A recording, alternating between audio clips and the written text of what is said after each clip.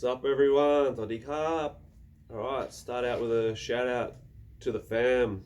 Intense Muay Thai in Cairns. Looking forward to seeing all you guys in a couple of weeks. Maybe a little bit over, maybe 4 weeks, I reckon. So today we're going to get on to the subject of titles, champions,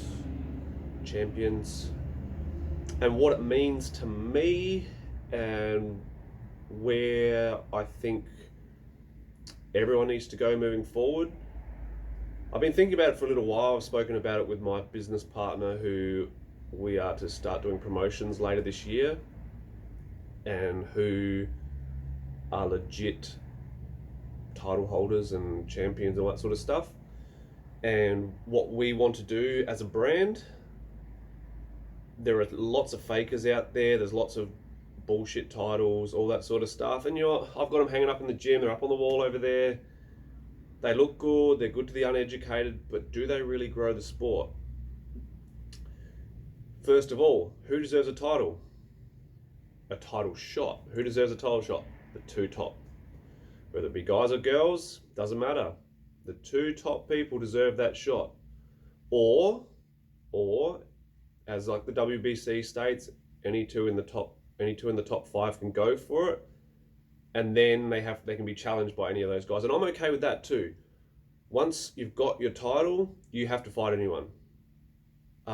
If you're up there, you're a genuine contender, you fight for it, you get it, great, congratulations, amazing. But then you must then take the challenges from the people who deserve it, not just some spud from down the road who thinks he's better than you.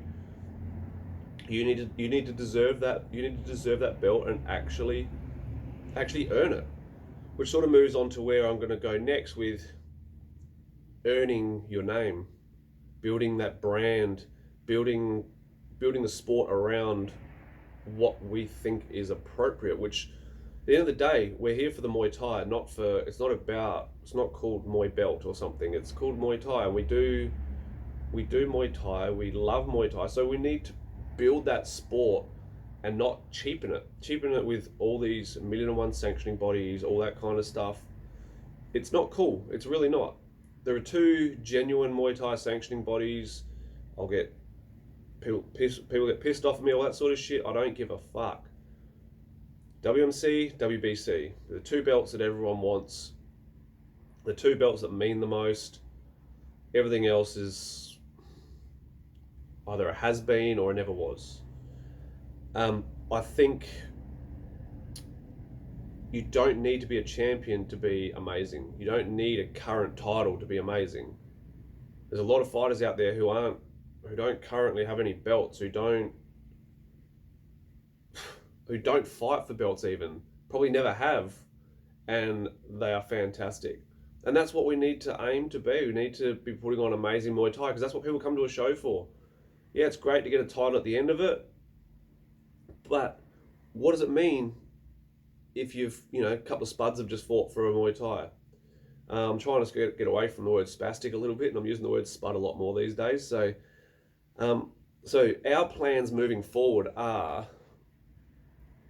as far as our own shows, we'd probably only ever have a state title on that, because I'll be straight up, SA doesn't have guys right now who are at the Australian level. I don't think we have one person who could actually win a genuine Australian title right now that I can think of off the top of my head. I may be wrong, and I'm talking about Muay Thai. I'm not talking about any other art forms. I'm not talking about MMA. I'm not talking about kickboxing. I'm talking about Muay Thai. Adelaide's sort of got caught in its infancy and never really, since the last generation of, genuine champions, Paul Sawinski, Kim Johnson, that generation, since then we haven't really had anyone.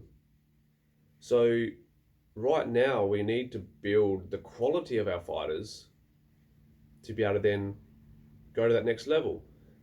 Okay, why can we have state titles? Because one, there's not a big pool of fighters here, and it's pretty easy to pick who the top two are in the state, probably because they fought before, or their gyms are just down the road from each other, or whatever it happens to be. But it's not that hard to pick who the current top two are in South Australia because there isn't a huge pool of fighters. We need a huge pool of fighters. We need more people jumping on amateur shows to just get experience and build themselves up. And I'm sure that is going to start happening. We've got our first amateur show, proper amateur show on in 2 weeks. We'll be doing an amateur thing as well with our promotion once we get our promoter's license approved. But to get to that next level, I don't really believe in amateur titles. I think it's a bit, how's it going? Unless the only way an amateur title should be, especially state title, amateur state title, that's what I'm talking about right now. If it's properly run like the IFMA style, that's cool. Where you have, all right, there's 10 people in the same weight division. They're all registered, they all jump in on the same day, and they keep fighting until there's one left. Names are drawn out of a hat. It's a lucky dip. You might get the number 1 seed in the first round, and so be it. You may get them in the final, and you beat them. You may lose it, whatever. And then it's that's how the amateur scene works, where you get through to the end. So whoever's taken the least punishment generally wins, or the person who's the best. Just because you're the best doesn't mean you don't take punishment. And to build the sport, that's what we need to do. We need to build up that amateur style, not winning an amateur state title because they had one fight against another guy from down the road. With the pros, you need to pick the 2 top guys. I have some thoughts in my mind for if we're going to run some titles on our show. The only amateur style I'll be running is, like I just said, everyone will be getting a medal, but the winner of that amateur thing will get a trophy, a big trophy, hopefully, if we get enough people registering for this amateur style of fighting, which is what the rest of the world do, which is why they rack up lots of fights. People like Max McVicker and George Mann, both in Australia now, both from the UK or Scotland and England, and they've had over 100 fights each because they have a solid amateur scene, yeah? So we need to build that brand, the brand of the sport, through people having respect for the sport. And you don't have respect by cheapening it up with lots of belts. It's ridiculous. So, what we're doing moving forward as far as a fight team goes is, 1, I'm going to turn down title fights that I don't think we are eligible for. People might like the idea of it, might not like the idea of it. I actually don't give a fuck. We will take a title shot, a state title shot. We don't have anyone who's Australian title standard. I'll take a state title shot for my guys. I've got a couple of guys in here who I think are eligible potentially in the next few months to maybe fight for a state title. And that's about it. Aside from that, if there's an Australian champion who I believe isn't a genuine Australian champion, I'm probably going to challenge them to show their illegitimacy. And that's okay, we'll fight them. If we take their belt, we'll take the next challenge. Anyone is then eligible for that. And generally you won't find genuine sanctioning bodies sanctioning fights that shouldn't be. There's lots and lots and lots of sanctioning bodies, too many of them. And that's okay, whatever, nothing to do about it. Someone doesn't like what's going on, so they start their own sanctioning body, I get that.